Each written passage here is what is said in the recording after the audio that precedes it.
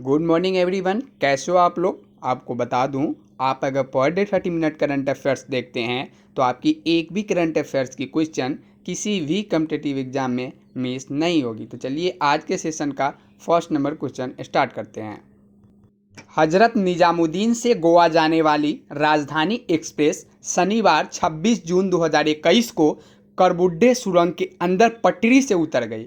यह सुरंग कहाँ स्थित है? ऑप्शन ए में है Odisha, option B Madhya Pradesh, option सी महाराष्ट्र के रत्नागिरी जिले में, ऑप्शन डी बिहार। इसका राइट आंसर हो जाएगा ऑप्शन सी महाराष्ट्र के रत्नागिरी जिले में।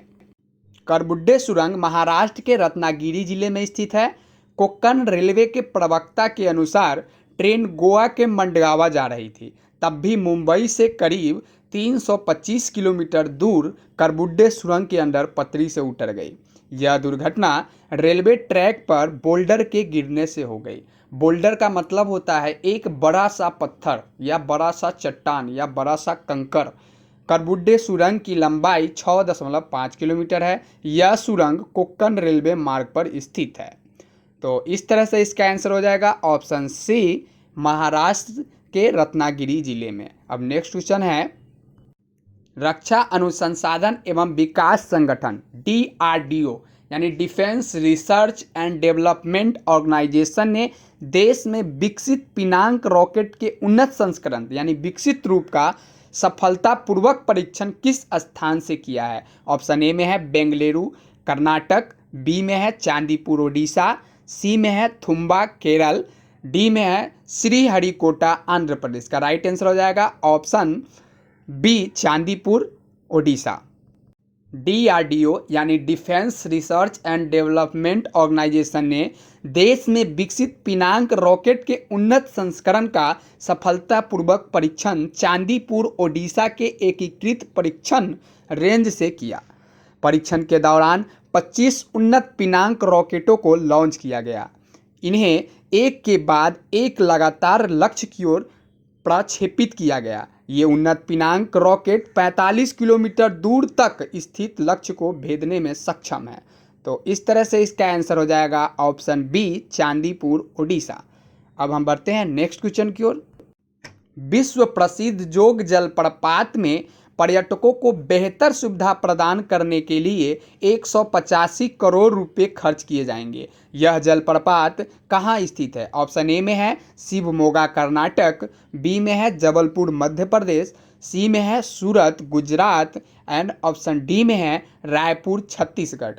इसका राइट आंसर हो जाएगा ऑप्शन ए शिवमोगा कर्नाटक। कहाँ स्थित है? शिवमोगा कर्नाटक। विश्व प्रसिद्ध जोग जलप्रपात में पर्यटकों को बेहतर सुविधा प्रदान करने के लिए 185 करोड़ रुपए खर्च किए जाएंगे। यह जलप्रपात शिवमोगा कर्नाटक में स्थित है। कर्नाटक पावर कॉरपोरेशन लिमिटेड इस जलप्रपात में कार्यों को संपन्न करेगा। इस जलप्रपात को गोरसोप्पा के नाम से भी जाना जाता है। यह शरावती नदी पर स्थित है। तो इस तरह से इसका आंसर हो जाएगा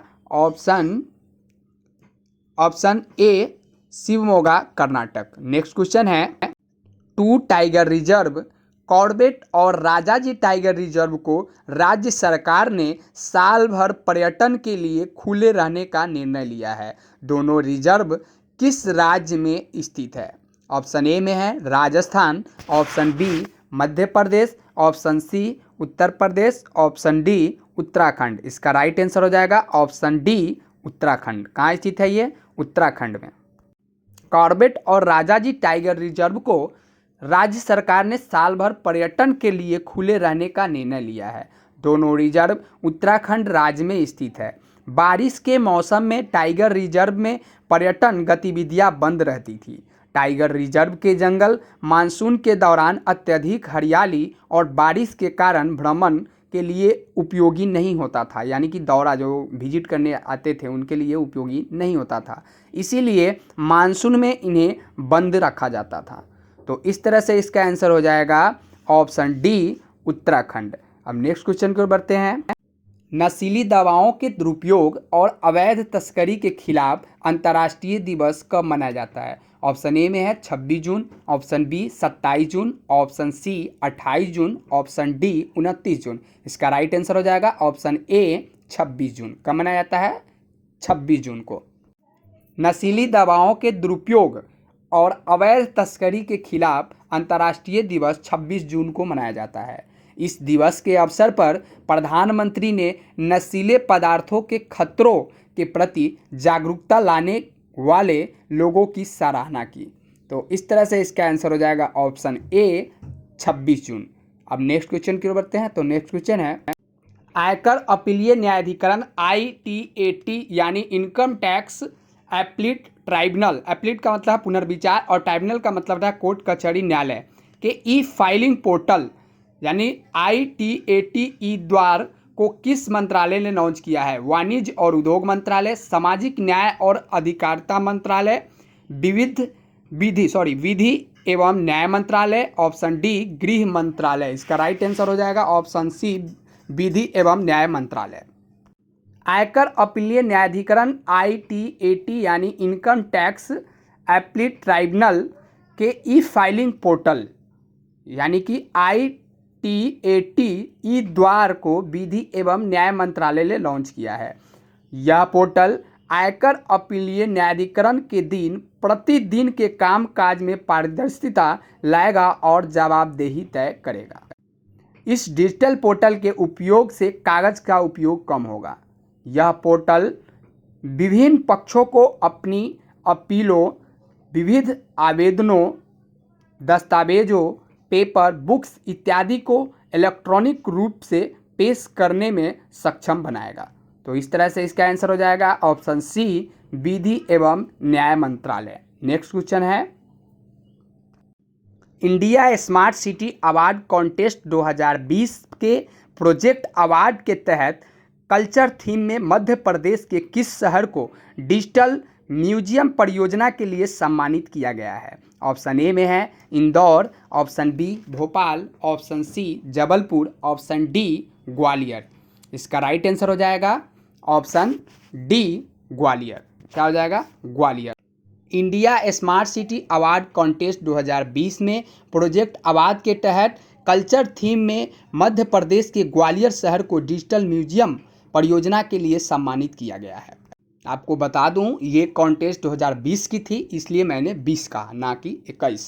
ग्वालियर को डिजिटल म्यूजियम के लिए तृतीय स्थान प्राप्त हुआ है। डिजिटल म्यूजियम परियोजना में प्राचीन और नवीन विरासतों को शामिल किया गया।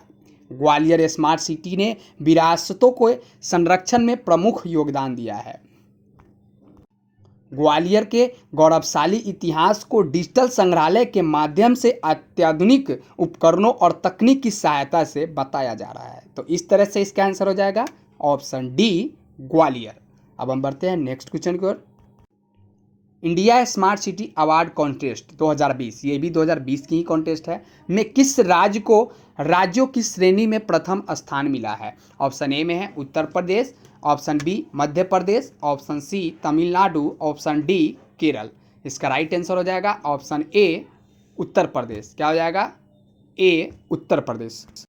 India smart city award contest 2020 में राज्यों की श्रेणी में उत्तर प्रदेश को प्रथम स्थान मिला है। दूसरे स्थान पर मध्य प्रदेश और तीसरे स्थान पर तमिलनाडु को मिला है। यह अवार्ड आवास और शहरी मामलों के मंत्रालय द्वारा घोषित किए गए हैं। ये अवार्ड सामाजिक पहलुओं, शासन, संस्कृति, शहरी पर्यावरण, स्वच्छता, अर्थव्यवस्था, निर्मित पर्यावरण आदि विषयों पर दिए गए थे। तो इस तरह से इस प्रश्न का उत्तर हो जाएगा ऑप्शन ए उत्तर प्रदेश। अब हम बढ़ते हैं नेक्स्ट क्वेश्चन की ओर। तो हमारा नेक्स्ट क्वेश्चन है, प्रसिद्ध सर्जन एस कामेश्वर का 98 वर्ष की आयु में निधन यानी कि मृत्यु हो गया है। वे किसके विशेषज्ञ थे? ऑप्शन ए में है न्यूरोलॉजी, ऑप्शन बी कान, नाक और गला, ऑप्शन सी नेत्र, ऑप्शन डी हृदय रोग। इसका राइट आंसर हो जाएगा ऑप्शन बी कान, नाक और गला रोग विशेषज्ञ थे। प्रसिद्ध सर्जन एस कामेश्वर का 98 वर्ष की आयु में निधन हो गया है। ये सर्जन के रूप में कान, नाक और गले विशेषज्ञ थे। प्रोफेसर कामेश्वर का जन्म 1923 में हुआ था और उनकी प्रारंभिक शिक्षा लोयला कॉलेज और मद्रास मेडिकल कॉलेज में हुई थी। उन्होंने यूनाइटेड किंगडम में प्रशिक्षण लिया था। कहाँ लिया था? यूनाइटेड किंगडम यानी ब्रिटेन में उन्होंने प्रशिक्षण लिया था, इसलिए इतना फेमस है। तो इस तरह से इसका आंसर हो जाएगा ऑप्शन बी, कान, नाक और गला। अब हम बढ़ते हैं नेक्स्ट और लास्ट क्वेश्चन की ओर। 17 वर्ष की आयु की भारतीय खिलाड़ी शेफाली वर्मा का संबंध किस खेल से है? ऑप्शन ए में है कुश्ती, option B cricket, option C hockey, option D badminton. इसका राइट आंसर हो जाएगा ऑप्शन बी क्रिकेट। 17 वर्ष की भारतीय खिलाड़ी शेफाली वर्मा का संबंध क्रिकेट से है। शेफाली इंग्लैंड के खिलाफ भारतीय महिला क्रिकेट टीम से पदार्पण करने जा रही है। पदार्पण का मतलब होता है आगमन, यानी शामिल होने जा रही है। शेफाली बल्लेबाजी के लिए विश्व स्तर पर प्रसिद्ध हो चुकी है। अब तक 22 से T20 अंतर्राष्ट्रीय मैच में हिस्सा ले चुकी है। इस तरह से इसका आंसर हो जाएगा ऑप्शन बी क्रिकेट।